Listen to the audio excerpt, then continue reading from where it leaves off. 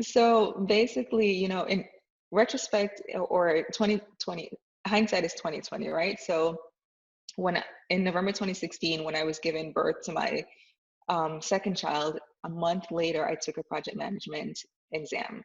And I took a course, but I didn't study the book. And this is one of those courses where it's just verbatim. You just regurgitate whatever they tell you. It's not about application. It's not about what you think it should be. It's what does the book say, right? So I took the exam and I would just sleep with the book as if through osmosis, it's just going to seep into my head. Long story short, I failed the exam. To be honest, that was the first time I've ever failed an exam because I've always been really good in my academics and in school. And I really had to sit and pause for a minute, like, wait, so does that mean that I'm a failure? Like, does that mean that I'll never be able to do project management?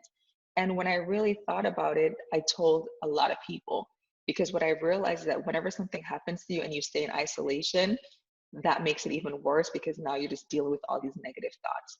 So I sent a blog post out to my friends and I'm like, yeah, so took this exam and failed. So that was basically the content of the blog post.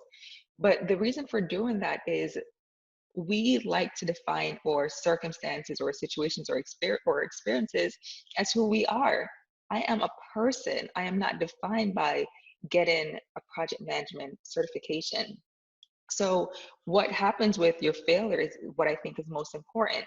Do you say, okay, next time I'm actually going to study and then do the exam? Or do I say, I'm going to pivot and I'm not going to do it again? Do I give up and say, I should have never done it before? Like, what is the internal thoughts that happen after that? And for me, what I realized is I was trying to get qualified for something that God had already qualified me for.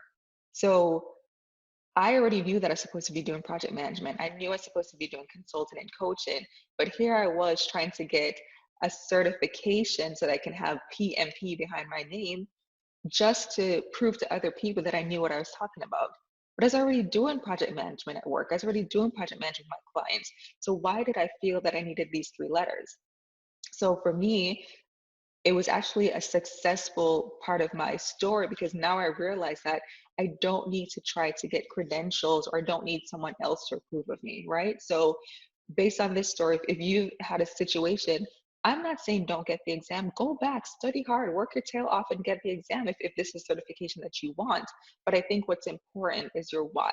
And for me, that why was I didn't feel like I was good enough to be a project manager, so I needed this degree.